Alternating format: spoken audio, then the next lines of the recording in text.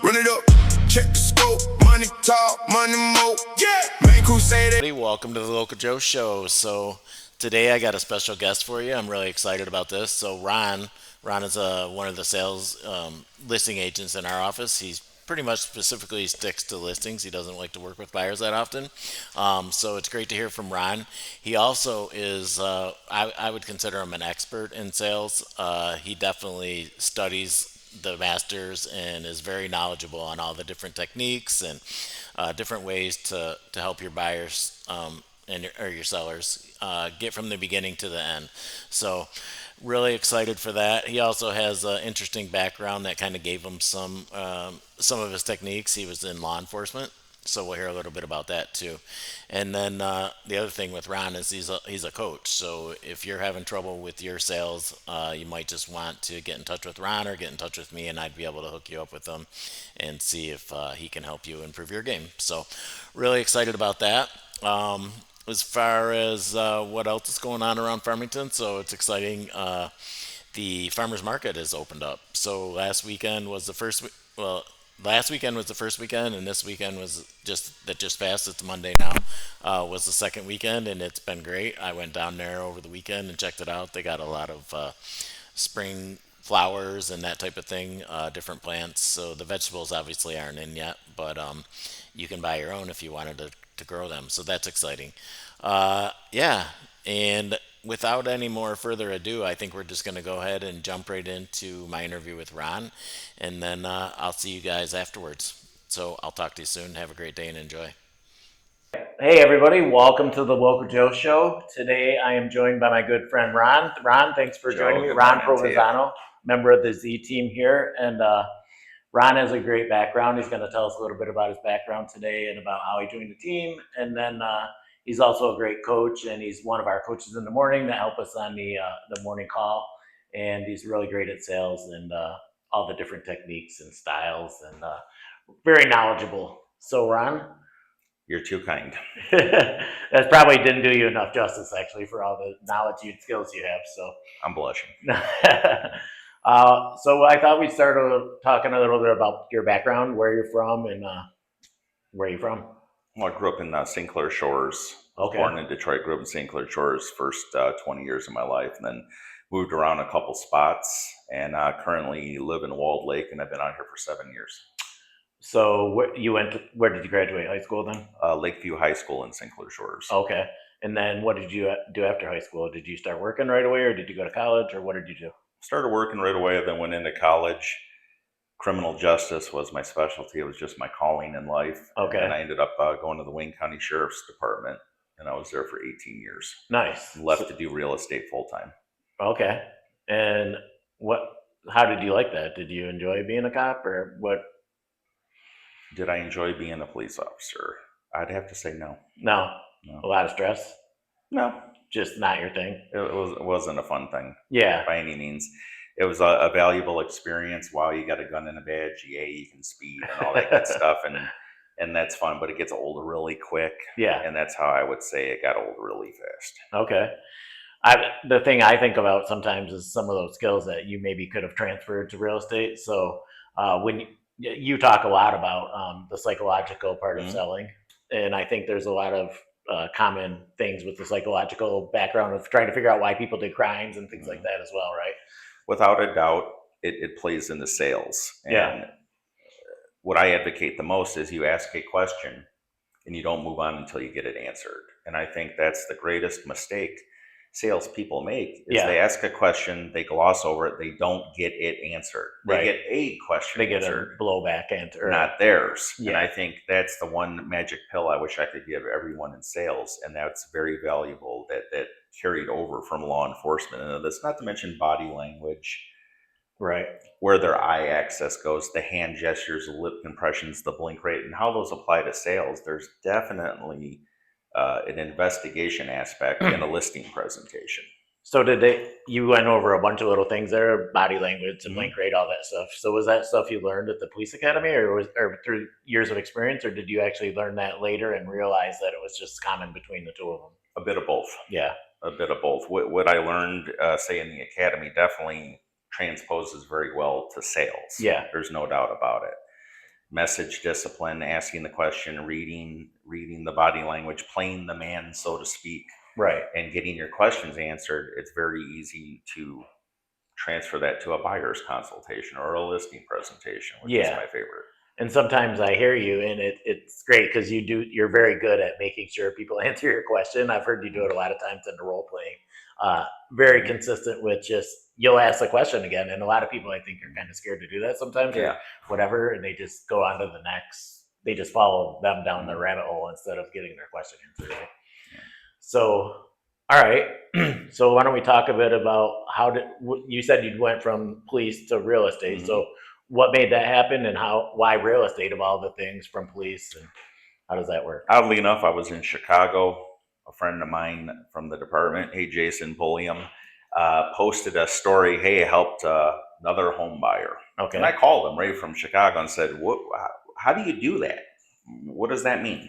You know, Right. and he told me how it works, and I said, "Oh, I got to take that test. Okay. I got to learn about that." He used to try and show me, like, "Hey, Ron, look, we got listings coming up in this," and I never cared. And then one day it just clicked with me, and I called him up, and then passed my test, and then that started the journey 10 years ago. So it's interesting because I just heard you say that you read that he helped somebody do this or that. So was that kind of the attraction for you then? Kind of, obviously, when you're as a police officer, you probably got that job because you wanted to help people, right? But maybe you found out that you couldn't help people as much as you wanted being a police officer. Did you find that? Was there any? Am I hitting on something here where you wanted to help people and you weren't finding kind of what you were looking for as a cop, and you feel like you're helping people more now as an agent than you could then? Truly, it was just to have a backup plan. Okay. You know, the shelf life of an officer is 20 to 30 years. Yeah. You got to have a backup plan just in case. It was more so for a backup plan. Okay. Helping people, of course, is a major factor in law enforcement sales. You want to help people. Right. A lot of people get into it for the wrong reason. A lot of people Yeah. get into it for the right reasons, whether it's real estate or law enforcement. Yeah. People. Yeah. You know, but at the end of the day, it was just for a backup plan. Okay. What would be my backup plan? So at this point, you're still working as a police officer, but you started taking the exam and stuff? Yeah, I started taking the exam, did a couple deals, left the department in 2017. That'll be a chapter in the book one day. And then lo and behold, May of 2019. Okay. Now, I never ever planned to join a team. I looked at So you that were as, being you were an I was a independent solo agent, agent. I looked at it as a sign of weakness. Be on a team. You Okay. know, you give up all your money, this, that, and the other thing. But if you don't have any money, you'd be happy to take whatever you can get. And that's what I think a lot of people are missing out on, the team aspect. The amount of volume you're saying, basically, that comes from Oh, without a doubt. right? Yeah. And then Kurt Shewell, my dear friend and mentor, along with Mark Z, they were in Las Vegas with a guy named John Cheplack, who I really admire and learn a lot from. And I said, wow, he's coaching them. I bet they know something that I don't know. So I clicked on Mark's page, and this is a true story. He had a post, how to never have a bad day when you're on a real estate team. Okay. And I read it, and I messaged Mark, and he got back to me. He connected me with Kurt. We had a little chat, and then I came in about May 27th, 2019. Okay. And the rest is history. So you said you were in Vegas, though. So obviously, No, I wasn't in Vegas. Oh, you weren't. No. Kurt and Mark were in Vegas with John Cheplack at some event. Okay. And they posted it on Facebook. And you knew John. And that caught my eye. Like, wow, they know him. They must know something I don't know. Gotcha. And I reached out to Mark, and he connected me with Kurt. And then I came in and met Kurt and saw the sharks. I said, oh, okay, I'm at home here. One of the swim with the sharks, right? That couldn't be more of a true story. That's great.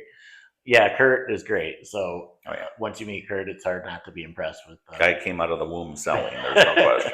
And I guarantee he just laughed when I said that. Right. Yep. Okay. So for a couple of years you were on your own. Then you decided to join the team. So then when you joined the team, how did things progress from there? And how's it been on the team? And well, that's when it took off.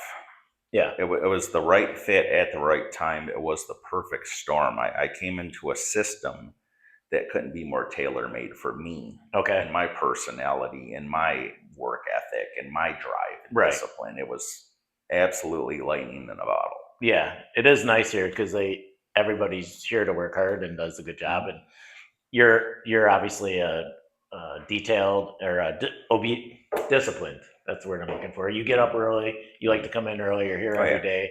So yeah, I can see how you'd fit in good. While your here. competition's training, you got to be up. Right, You got to be up moving. I'm sleeping rather. While your competition's sleeping, you got to be up moving around. So why don't you tell me a little bit about the coaching call, how you got involved with that, and then what was the I had never heard the origin story of the coaching call until the other day when we were on it. You mentioned it.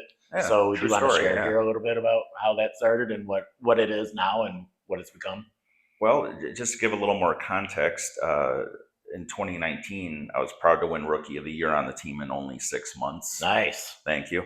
Won the first ever team choice in 2020. Oddly enough, MVP of the team, based on by the team, so it was a whole different environment. Yeah. And then in 2021, I hit the triple crown of listing partner, transactions, and sales volume all in the same night. Nice. So I was very proud of that, to do that, just doing great. listings only. Okay. You don't like to work with buyers? Or? Buyers aren't my thing. Yeah. I think a lot of people will condemn that, and I've been condemned a lot about it over the years. To me, real estate is an area of specialty. You pick a lane and you be the best at it. You know, an ear, nose, and throat doctor doesn't check feet. I was going to say it's not only real estate, right? Yeah. It's everything. Like pick your calling, focus. Pick your lane, and then stay with it. The origin of the coaching call, where I've had the honor to meet some really good people I've been able to help and have a good impact on their lives, was in 2021. Okay. Kurt and Jimmy Nelson thought about it. You know what? We're training our ISA crew we had at the time, but trying to get everybody at the same time. For people that don't know, ISAs were the inside sales associates. They would call leads. Okay. Either handle incoming leads or make outgoing calls. You know, your FSBOs, expireds, withdrawals, buyer leads, web captured, billboard leads, radio leads, whatever they were doing, and just trying to train them up at a particular time of day was very difficult. So what we ended up doing was, all right, 7:30 in the morning, no excuse, get on that call. We're going to role play and we're going to go right at it. Yeah. And then all of a sudden, people started, well, I told so-and-so, can they come on? And then Kurt had the great idea, why don't we just open this up to everybody? Now we have people across, I don't know, last year, 15 to 20 states, all different time zones, all different brokerages. It's open to anything, you know, anyone and everyone. It's not necessarily just an EXP thing. That's what I think is great, the collaboration. Oh, yeah. Just the openness to share, right? How many offices are willing to give up information? Right. Because they're afraid, well, I don't want to teach anyone my secret stuff. Well, if you didn't invent it, you can teach it. And not only that, to me, it's funny because it's nice to be able to work with agents that know what they're doing. And like, so to me, the more agents that are on there, the better our industry is. And it just makes it better for everybody, right? And I can't stress it enough. When you want instruction, you want to do your role plays, you want your training, do it with someone more experienced than you. And I'll maintain until I'm blue in the face that a white belt can't teach a white belt. Yeah. Because you don't know the technique. And you can't help someone course correct if you don't know what you don't know doing. What you don't know, right? If you don't know what you're doing, I can't correct you. Yeah. And you can't correct me. So I think that's why the failure rate is so high in real estate. I think 88% of agents don't renew their license in the first cycle. Okay. And I think the biggest reason that happens is they're not taught to sell. Yeah. Your license says real estate salesperson. It doesn't say local market expert. Hi, I'm your home girl. Call 734. It doesn't say that. Right. Look, you're a salesperson. It's okay to be salesy. Right. And a lot of pushback. I don't want to be salesy. I don't want to be pushy. I don't want to close hard. Well, the ones that do those things make more money. Yeah. So let's talk about that for just 1 second about the salesy thing. Because what is your opinion then? So salespeople aren't trying to convince people to buy things, right? They're trying to help them buy what they want. That's kind of how I look at it.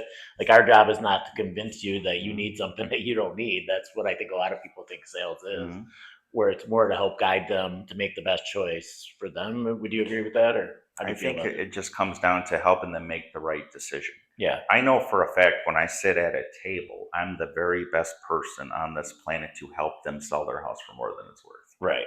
That's why I'm here. Yeah. And when you have a buyer out, it's your job to help them get the best home available to them out of all the homes available to them for the price the best they can afford. Right? Yeah. And you got to remember, people are going to buy with or without you. Yeah. They don't care. But you got to show them you're the best option. Right. and you're going to influence those who need to be influenced and persuade those who want to be persuaded. Never to hurt people. Right. Only And I to think help that's kind them. of what I was getting at, right? But Because only a to lot of help people them. look at sales like, oh, they're trying to take advantage, they're trying to Sure. do this, but Well, that's obviously from the 50s. You know, you say someone's name 3 times, they like you more, drop a dollar. right. Hey, you know, if All we're these little talking tricks. 70 years ago, yeah, so it left a bad taste in the mouth, and Yeah. people are afraid of fast talking, smooth salespeople. So Right. it's you just got to show them you're different. Yeah. So okay. So where are we going to go from here? Let's see. We're talking about the team. We're talking about the coaching call. Mhm. So what is it that you think makes a difference between a successful agent, someone that just comes out? I think one of the problems you were talking about the team aspect versus being a solo agent. You're talking about the high failure rate. I think that could be part of it. They don't even know what to do, right? Like you get your license and they teach you how to do some of the stuff about the rules of real estate, but they don't teach you how to get deals. They don't teach you how to talk, negotiate, No. any of that stuff. So what do you think the best route is for a newer agent that's just starting out to try to get their first deal? How does it? What would you suggest they do to? Truly, you got to find the right instructor. Okay. Find that person who is doing or has done what you want to do, and model yourself after them. Okay. Whatever they did to get where you want to go, do what they did. Now, getting on a team is great. I can teach everything in the book, but if you're not getting the transactional experience, I can't teach that necessarily. Right. I want you to go through the bumps and bruises of FHA deals, VA deals, cash deals, things falling out during inspection. How do I handle this fire? Right. That's taught through transactions. And I think a lot of the reason the failure rate is people aren't taught how to sell. Yeah. You have to know how to sell. You have to know fear of loss. You have to know trial closing. You have to know future pacing. These are the techniques that aren't really taught. It's here's your colored graph, sign here, and that's not really reality. And the thing I cannot stress enough is to be different. So how did you learn all this stuff? Did you do training, or is it just through experience? I know you read books. You've suggested some books to me to read. Do you do a lot of investing in your own skills? Or Oh, without a doubt, without a doubt. I study sales 7 days a week because Okay. you got to remember what you do before 8 a.m. and after 8 p.m. are the difference between 6 figures and 7 figures in volume or in net income. Yep. You have to have the right teachers, and the people that have walked the road you want to walk. Learn from them. Okay. Not only their success, but learn from their failures. Right. Right. And that's one thing I love to ask more experienced agents and instructors and mentors is, yeah, that's great. It worked out. How many times did you fail? And how did you handle it? Right. What's Yeah. the one piece of advice that you got that you didn't follow and you wish you would have? Right. That's what I like to know. Okay. So what about coaching? Have you hired coaches before to help you? Oh yeah, Yeah. without a doubt. You got to have the right instructors. None of the cookie cutter stuff the industry pushes. You want to be very different. And I have students that I mentor in several different states because I want them to be different and I want them to win. Yeah. Because you gotta remember what hurts realtors is everyone driving by this office right now, the general public. Okay. What do they think? Everyone in there is the same. Yeah. Right? Given that we're all the same, well, who would you hire? Well, the cheapest, Right. of course. But you got to show them why you're worth it. Okay. Yeah, you got to show them why you're worth it. So show them some value, right? Why you're worth more, right? Absolutely. That's the whole key. So is there any people that maybe you follow or books or anything that you maybe could suggest to people that are looking to get, level up their skills? Without a doubt. I know you've turned me on to Jordan, right? Jordan Belfort has some great information out there. Bradley, your Grant Cardone's, a book called Spin Selling by Neil Rackham is the best book on sales ever written. Okay. And it dispels the myth of the features and benefits. If you want someone to never buy from you, I believe Floyd Wickman said this, if you want someone to never buy from you, keep telling them what they're going to get. Right. But if you want them to grab that pen, input that credit card number, tell them what they're going to lose by not doing business with you. Yeah. We're fear-based creatures. From the days of the dinosaurs, we're fear-based creatures. And the best way to learn how to do it is to do it. Yeah. And that makes sense. So what else you got to say? How long do we got?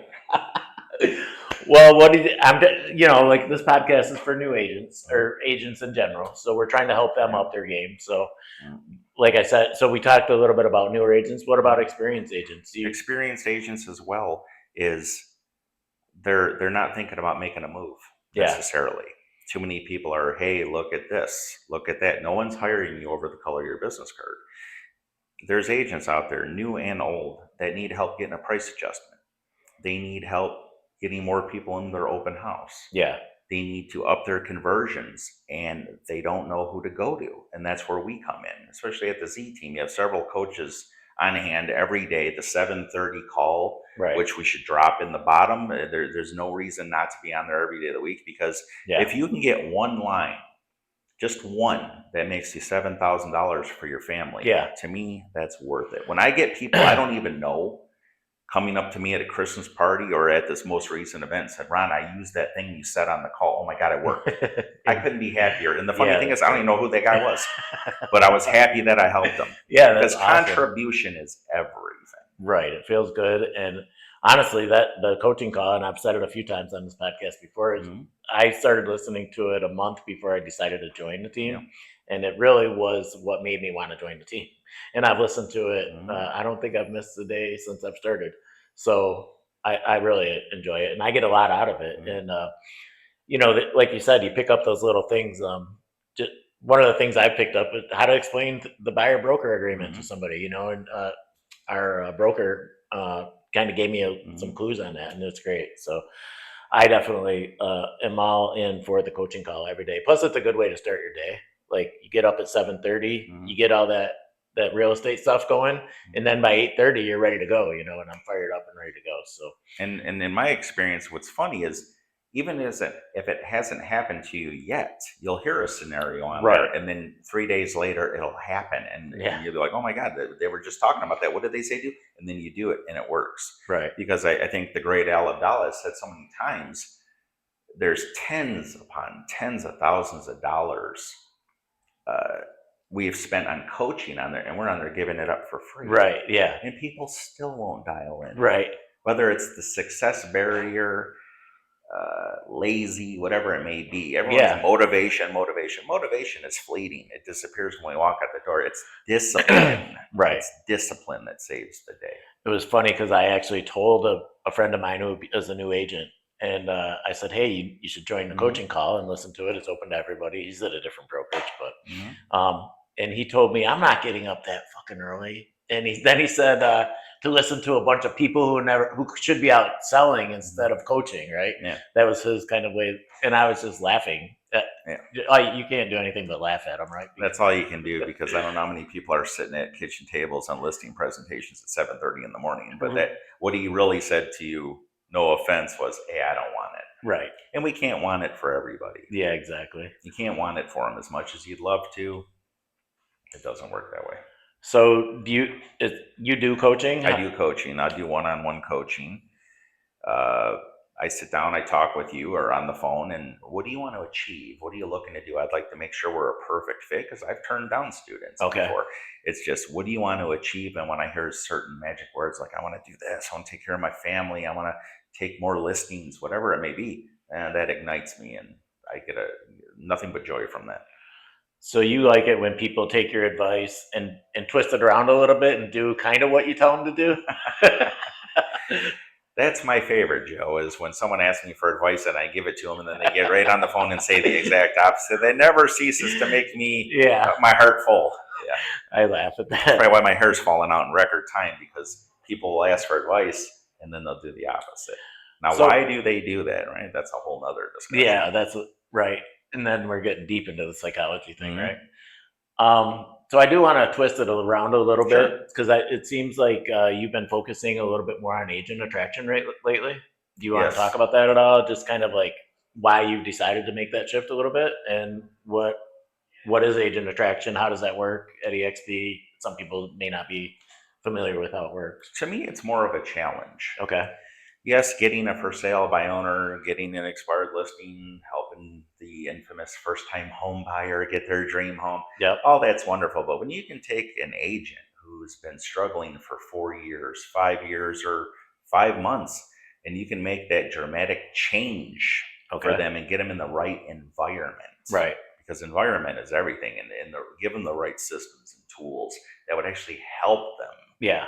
sell. To me, that's even more gratifying than a standard seller. Right. You said something there that sparked something. I don't remember what it was now. It was that good. It was that good. You dropped the mic, right? So, yeah. What else you got to say to any of the people out there about what they can do to get better, and besides join our team, of course, and hire you as a coach? But Without a doubt, there's certain principles I'd give anyone. Number one, from the sales side, don't discuss price, commission, or contract till they are sold on you. Don't violate those principles.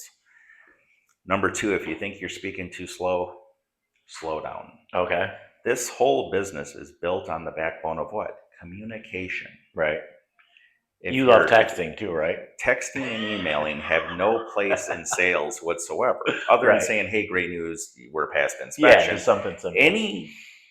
This is something I can't stress enough. Any position of influence you need to have on the other agent or on your client, do it with your voice. Yeah, There is no tonality in texting, and tonality is your greatest weapon in Right. sales. Communication, words, linguistics. You got to remember, words matter.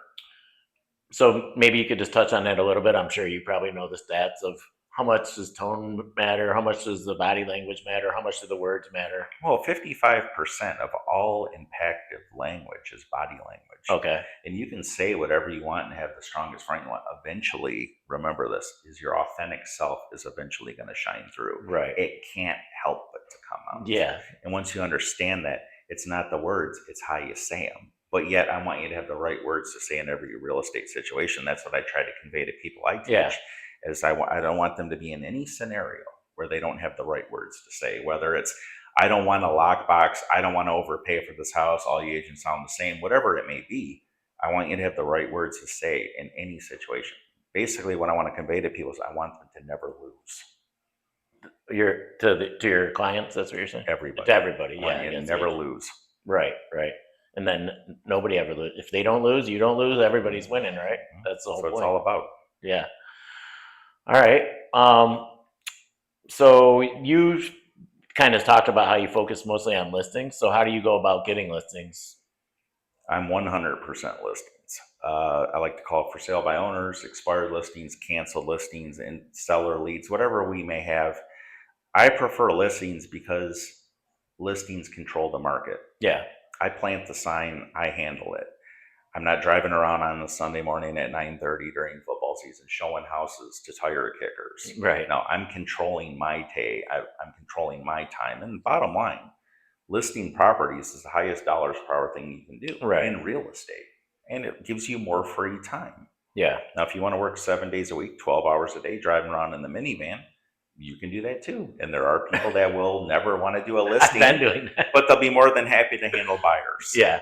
And I that's do great like too. working with buyers. And that's Actually, great you too. know, I do see your point though. It is definitely more time consuming, but there is somewhat of the rewarding thing of helping I'm closing next week with the first time home buyer. And I went through another house where there was a foreclosure, those issues that you're talking about, where you learn along the way, the transaction thing. Oh, yeah. So it's great. And he's excited and I'm excited for him. So I can see both sides of it, but I can also see where it can be a pain in the butt because I did show him 25 houses or something, right? Before we finally found the one. The one thing you can't get back is your time. Right.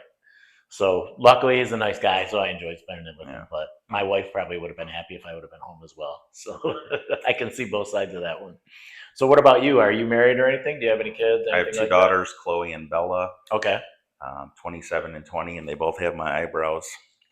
And they're Are they happy about that? They got tweezers, and they're everything to me, and they're why I do what I do, whether they think so or not. Right. They're why I do everything I do. That's great.